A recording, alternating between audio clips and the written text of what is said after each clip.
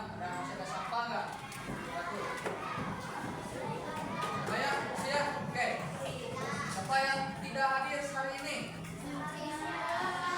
Apa? Apa sakit?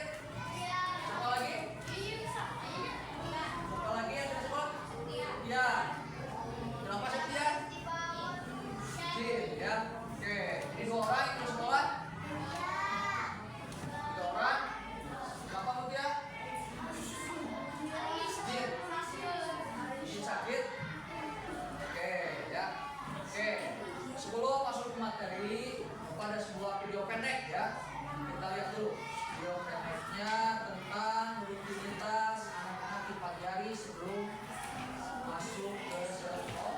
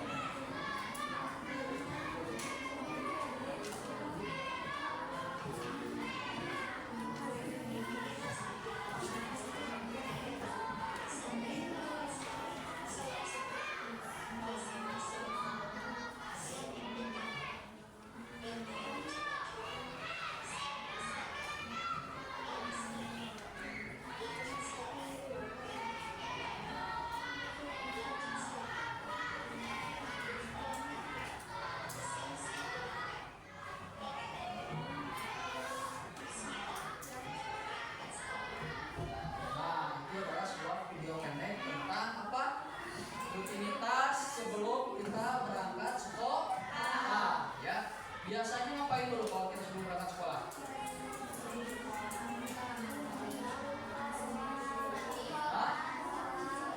Bangun dulu kan, bangun tidur dulu ya. Nah, itu adalah salah satu tentang berpikir komputasional ya. Oke, kira-kira sebelum berangkat sekolah apa aja yang harus disiapkan?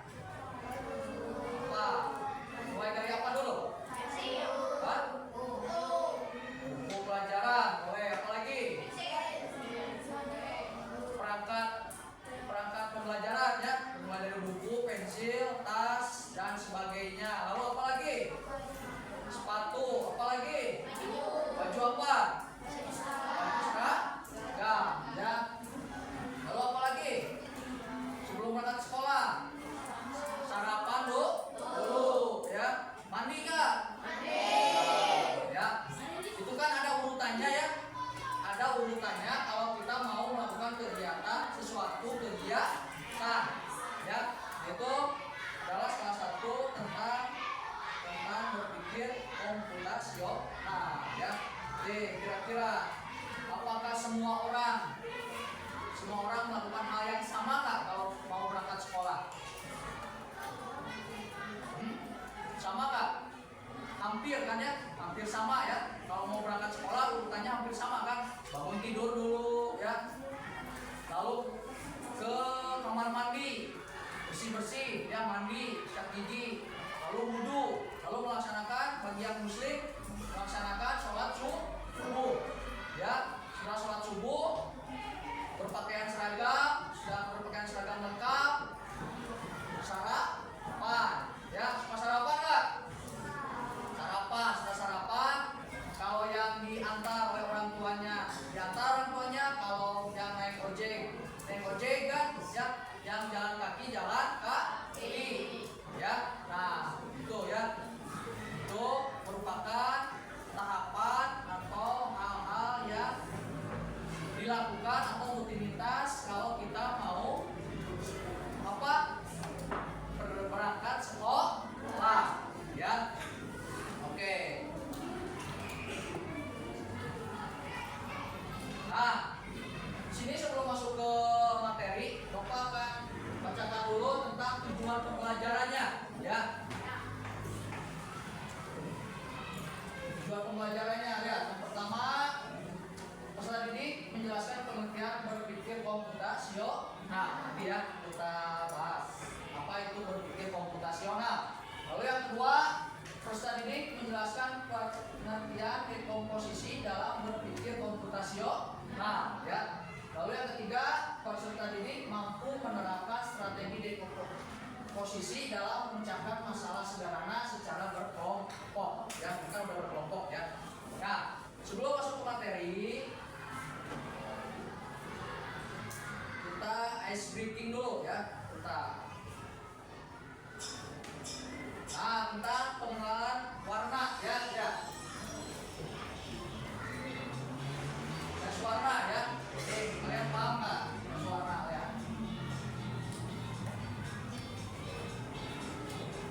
Ice breaking sebut warna ya. Ini warna apa?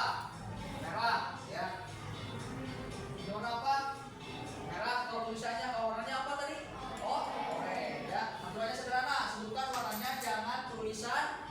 Warnanya ya, jangan tulisannya. Contoh kuning dibaca di hitam ya. Oke, kita mulai. Siap ya, konsentrasi ya.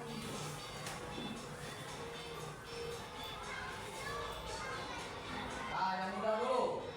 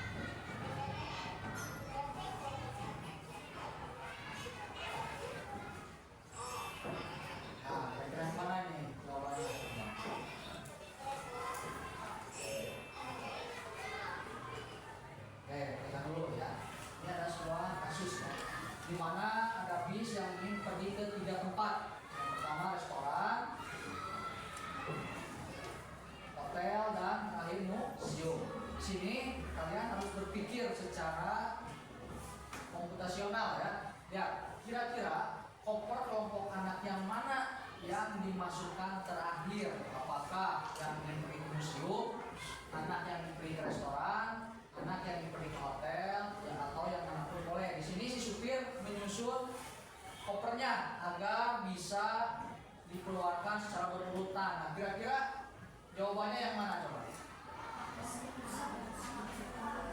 Yang dimasukkan terakhir? Hah? Yang A? Oke, kita cek ya jawabannya ya.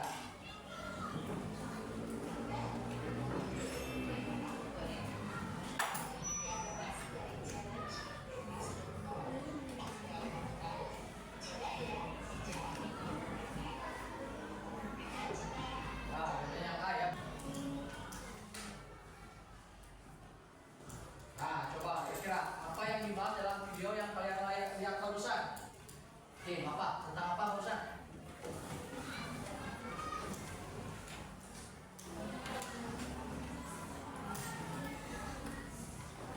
Berapa? Komputasional thinking atau berpikir secara komputasional ya. Lalu apa saja contoh berpikir komputasional itu? Ada berapa? Apa aja? Yang masih ingat gak? Apa aja? Yang pertama, dekomposisi, lalu pengenalan pola, lalu ada abstraksi, ya, lalu yang terakhir algoritma, ya, menyelesaikan masalah secara berurut, ya.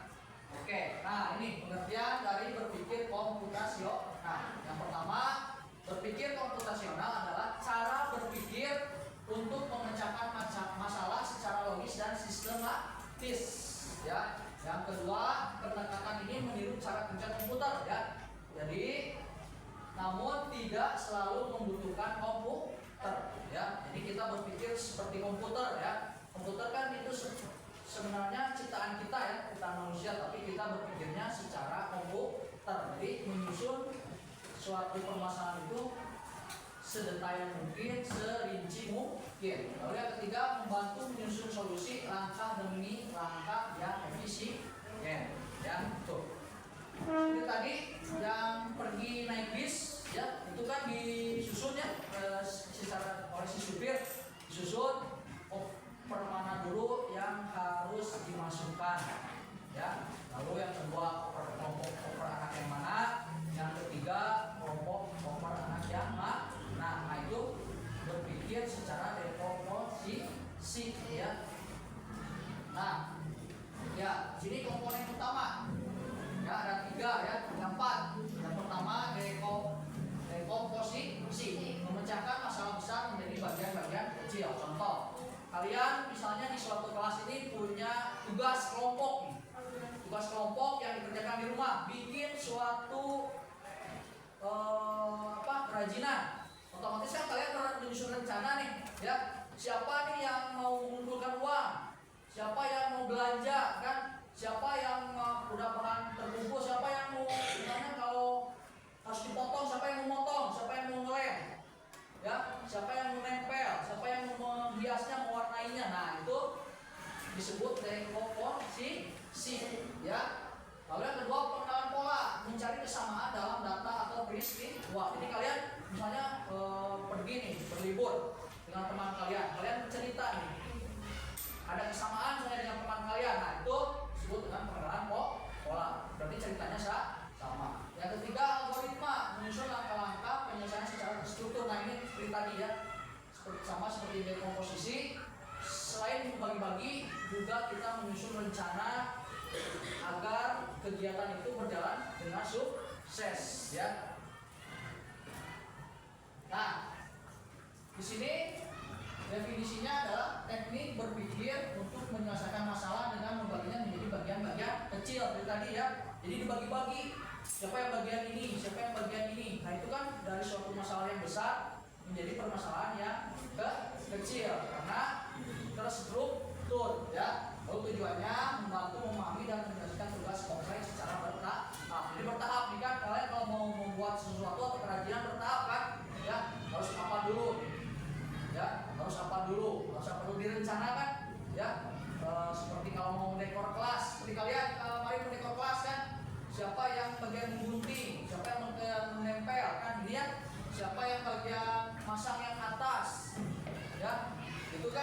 ya. Itu berpikir secara dekomposisi ya. Jadi kita untuk hari ini berfokus kepada materi dekomposisi. Jadi kan ada 4 ya. Sekarang cuma 1 tentang dekomposisi ya. Nah, manfaatnya apa? Sini manfaatnya jadi membuat suatu masalah itu lebih mudah dipahami. Jadi tugasnya tahu kan masing-masing. Jadi kan lebih mudah ya. Bingung sendiri ya. Lalu yang kedua, mempermudah kerja tim dalam membagi tugas. Nah, itu kan kalau udah dibagi-bagi tugas, pekerjaannya akan lebih ringan ya. Sok saya mau bagian ngaliwetna. Ya, kalian bagian siapa yang bagian belanja, siapa yang bagian menggunting, gitu kan ya. Lalu yang ketiga, memungkinkan evaluasi dan perbaikan lebih cepat. Kalau ada suatu masalah kan bisa diselesaikan lebih ringan ya, karena tugasnya sudah dirinci ya. Oh, ini kurang lem, siapa yang bagian pergi belanja lem? Dia pergi lagi membeli lem misalnya ya. Nah, contoh di sini, Bapak kasih contoh ya. Di sini menyiapkan sarapan ya. Yang pertama kan otomatis ambil alat masaknya ya. Kita mau masak apa nih? Goreng telur misalnya. Kita otomatis ambil katel ya atau wajan. Lalu siapkan bahannya. Ya, kalau di sini bisa roti, bisa telur atau mentega. Kalau kita kan pakai minyak ya, minyak kelapa kan, telurnya, garamnya kan itu disiapkan bahannya. Lalu yang ketiga, masak telur. Dimasak kemudian digoreng ya. Tuh. Lalu yang kedua, contohnya bisa tentang tadi membias uang ke kelas. Nah, ini misalnya siapa yang bagian bersih-bersih? Ya, nanti siapa yang membuat dan menempel dekorasi? Lalu siapa yang menyusun kursi meja? Nah, itu ini kan direncanakan kan ya, tidak langsung kalian mengerjakan sesuatu itu tanpa rencana ya. Nah, ini contoh dari dekomposisi ya. Jadi berpikir secara bertahap dan terperinci ya. Nah, ini ya, ini ada suatu contoh lagi ya, merencanakan acara ulang tahun ya. Jadi kalian punya rencana nih untuk membuat suatu acara ulang tahun ya. Yang pertama kan kalian membuat susunan apa aja yang diperlukan kan, lalu pecah masalah tersebut menjadi beberapa bagian, sini menjadi 5 ya. Yang pertama, otomatis kalau kalian mau mengundang teman kalian berarti menyiapkan undangan ya. Lalu otomatis kalau mengundang kita harus menyiapkan makanan, nyuguhan ya, menyiapkan makanan. Lalu kalau ada suatu acara otomatis ruangan kita harus kita hias. Lalu menyusun acaranya biar hikmat kan, seperti kalau di sekolah itu acara perpisahan kan ya. Jadi menyusun suatu acaranya, apa aja nih acaranya, apakah akan ada badut, ada sulap, ada stand up misalnya, ada borangan atau apa ya. Lalu otomatis ada sesi dokumentasi. Nah, ini dari suatu masalah yang besar ya, acara ulang tahun dibagi lagi menjadi beberapa bagian. Nanti kan kerjanya akan lebih ringan ya. Nah, dari 5 poin ini bisa kalian rinci lagi. Siapa nih yang desain undangan nanti? Siapa yang akan mengirimkan undangannya? Ya. Yang kedua sama nih, siapa yang akan masak? Siapa yang akan belanja? Ya, siapa kan yang akan motong bahan makanannya? Itu kan ya. Lalu sama menghias ruangan juga sama. Siapa yang akan bagian tadi bersih-bersih? Ya, bagian menempel, bagian beli bahan untuk menghias ruangan. Ya, lalu menyusun acara sama ini juga. Siapa nih yang akan menjadi MC-nya? Ya, siapa yang mau menyusun acaranya? Lalu dokumentasi, siapa yang akan bagian fotonya, siapa yang akan bagian videonya, ya otomatis dibagilah ya suatu permasalahannya. Nah itu ilustrasi visual atau di kelas suatu permasalahan di kelas yang bisa kalian pecahkan bersama-sama ya. Oke, sini Bapak ada sebuah daftar PD ya atau rumah kerja. Nanti kalian coba pecahkan atau rencanakan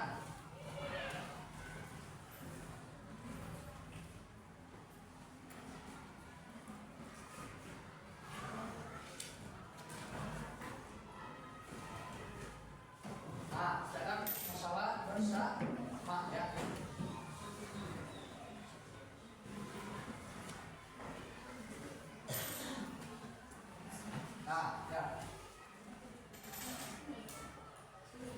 Itu Bapak kasih nomor, ya. Nah, bisa kalian lihat ya di sini. Yang pertama, jelas ya, pecahkan masalah bersama. Ya, jadi kalian bikin suatu masalah, nanti kalian pecahkan bersama-sama. Ya, ini tulis nama anggotanya. Ya, yang pertama tulis nama kegiatannya. Contoh misalnya kalian mau bikin acara apa, ya, atau mau membuat kegiatan apa, misalnya studi tour, atau liburan kemana, atau dekor kelas, atau acara ulang tahun seperti tadi ya, atau acara bikin kerajinan, kerja kelompok, ya. Lalu pecahkan kegiatan tersebut menjadi beberapa langkah kecil seperti tadi, ya. Seperti tadi memecahkan suatu masalah itu kalian pecahkan lagi menjadi beberapa hal yang kecil secara detail ya. Jadi bagian ini siapa, bagian ini siapa ya. Nah, lalu buatlah bagan sederhana berisi urutan langkah-langkah tersebut ya. Nah ini bagannya ya. Pertama kalian ngapain? Siapa dalam kelompok ini siapa yang akan mengerjakan? Ya. Lalu yang kedua misalnya bagian apa lagi? Siapa yang akan mengerjakan? Ya. Lalu yang keempat disusun ke kelompokmu, nanti hasilnya kalian presentasikan ke depan ya. Oke. Yang laki-laki kita pecah lagi menjadi dua kelompok ya. Yang ini juga sama jadi dua kelompok.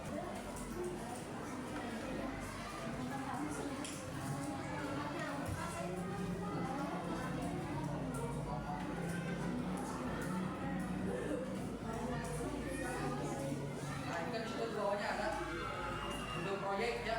Judul proyek apa? Proyeknya, kegiatannya apa yang ingin kalian pecahkan? Kalau kalian mau camping misalnya apa aja yang dibutuhkan? Tenda, konsepnya mau tenda, katel,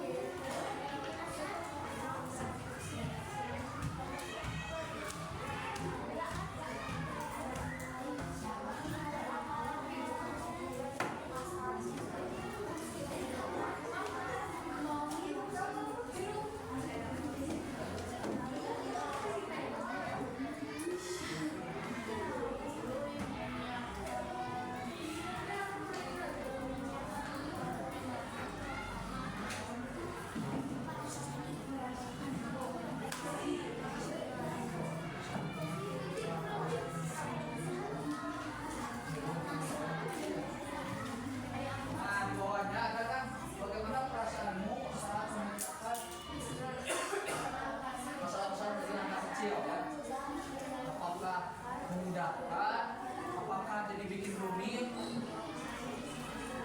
apakah jadi lebih pusing lagi caranya.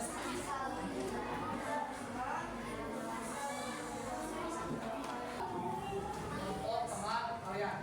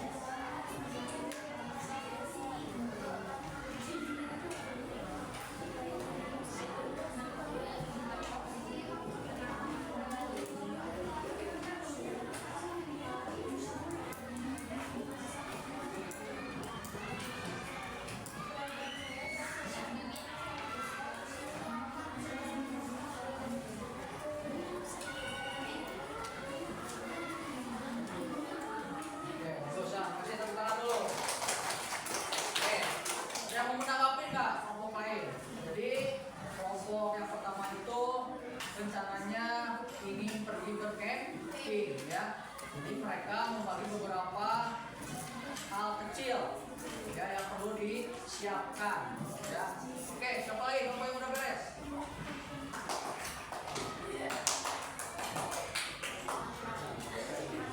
Oke, kelompok kedua ya. Nah, pegang. Salah. Tuh.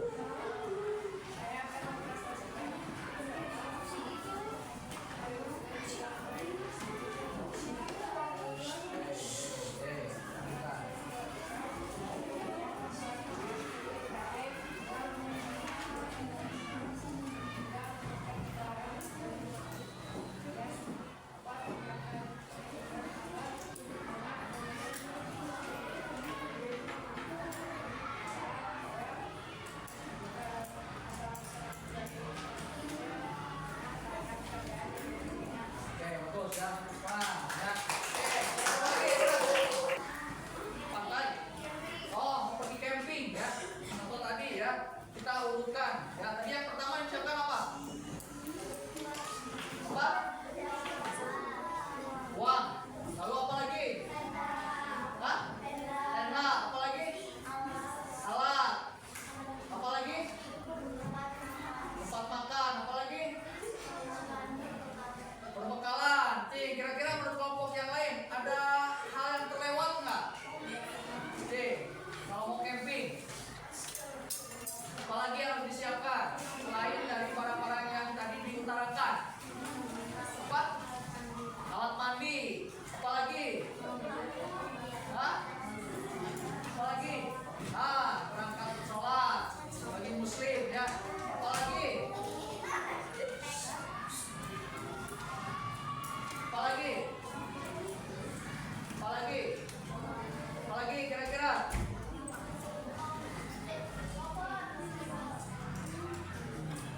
Apalagi? Alas, alas, membawa alas. Ah, alas ya, apa? Ikan ya. Ikan. Apalagi? Sleeping bag ya. Apalagi? Gas, gas. Gas portable. Ah, musik. Kamera. Perlu nggak kamera? Satu fotoan tuh. Camping ya, itu ya. Jadi setelah kalian memecahkan masalah tersebut menjadi lebih kecil lagi, kira-kira menjadi lebih rumit atau lebih mudah? Lebih mudah ya, kalau dibagi-bagi itu kan jadi permasalahan itu menjadi cepat selesai ya. Jadi nanti kelihatan kalau udah dikumpulin barangnya, ini kelihatan nih apa nih yang kurangnya, tinggal ditambah kan ya. Apalagi yang kurangnya tinggal ditambah ya. Nah, kira-kira kenapa urutan itu penting nih? Untuk apa? Kenapa urutan suatu kegiatan itu penting dan harus logis? Oke, kira-kira kenapa? Kira-kira kenapa? Kenapa suatu kegiatan itu harus diurutkan? Supaya apa? Nah, supaya apa? Memudahkan suatu kegiatan itu menjadi lebih mudah ya. Yang tadinya mumet sendiri kalau dibagi-bagi oleh banyak orang menjadi lebih mudah ya.